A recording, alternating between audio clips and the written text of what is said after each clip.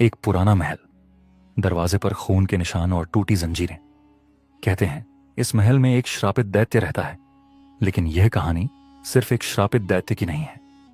यह कहानी है दैत्य, रानी और एक जिन्न की।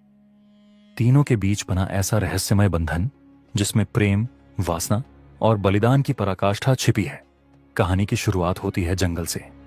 रानी अपने राज्य के लिए खजाने की तलाश में उस जंगल के अंदर गई जहां किसी ने कदम रखने की हिम्मत नहीं की।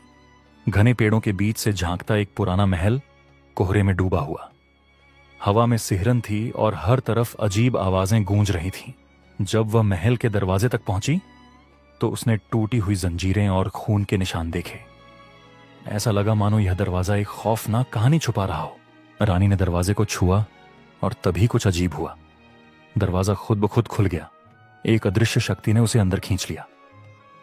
अंदर का माहौल अंधेरा और ठंडा था। दीवारों पर जालें और फर्श पर टूटे हुए पत्थर बिखरे हुए थे। तभी एक गहरी आवाज ने उसकी धड़कनों को थाम लिया।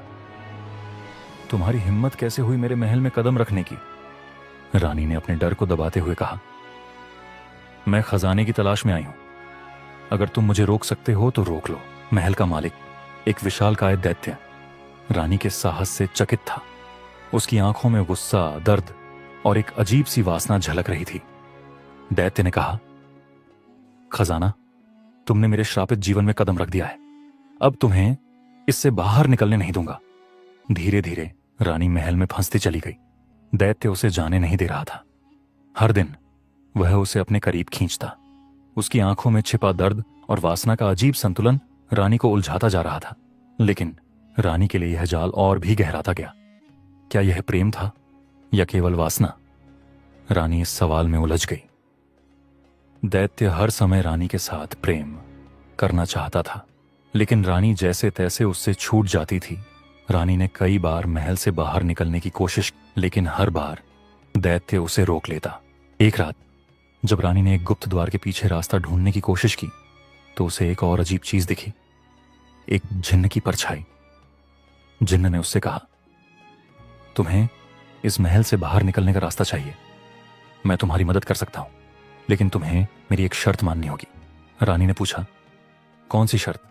जिन्न ने धीरे से कहा, तुम्हें मेरे साथ वासना का अनुभव करना होगा, लेकिन यह केवल वासना नहीं है। यह तुम्हें ऐसी शक्ति देगा जिससे तुम अपने राज्य की भलाई कर सकोगी। अपने राज्य की भलाई के लिए उसने जिन्न की शर्त को स्वीकार कर लिया। जिन्न ने उसे अपनी रहस्यमयी शक्तियों से परिचित कराया। उनके बीच का रिश्ता केवल वासना तक सीमित नहीं रहा। जिन्न ने धीरे धीरे रानी के प्रति अपने प्रेम को भी जाहिर किया। उसने कहा, तुमने न केवल मेरी शक्तियों को छुआ, बल्कि मेरे दिल को भी छू लिया। धीरे धीरे रानी को पता चला कि वो जिन्न से गर्भवती हो गई। रानी जिन्न की मदद से महल से बाहर निकल गई, लेकिन दैत्य को जब यह पता चला तो उसका गुस्सा 7वें आसमान पर पहुंच गया। उसने रानी के राज्य पर हमला कर दिया। रानी के पास अब जिन्न से मिली शक्तियां थीं। उसने अपने राज्य की रक्षा के लिए दैत्य का सामना किया। दैत्य ने गरजते हुए कहा, तुम मेरी हो रानी, कोई तुम्हें मुझसे छीन नहीं सकता। रानी ने ठहर कर कहा, मैं किसी की नहीं हूं। मैं अपने राज्य और अपनी प्रजा के लिए जीती हूं। यह लड़ाई आसान नहीं थी। दैत्य शक्तिशाली था, लेकिन रानी और जिन्न की ताकत ने उसे कमजोर कर दिया। आखिरी प्रहार में जिन्न ने अपनी जान की कुर्बानी देकर दैत्य को हराया। जिन्न ने कहा, मेरे लिए सबसे बड़ी ताकत यह थी कि मैंने तुम्हें तुम्हारी जिम्मेदारी निभाने में मदद की। रानी की आंखों में आंसू थे, लेकिन उसने अपने राज्य और प्रजा के लिए आगे बढ़ने की कसम खाई।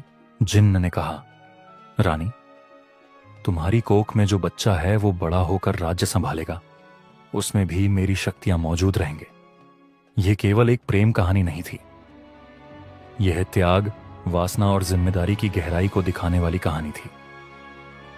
क्या आप मानते हैं कि सच्चा प्रेम और त्याग हर जंग को जीत सकते हैं?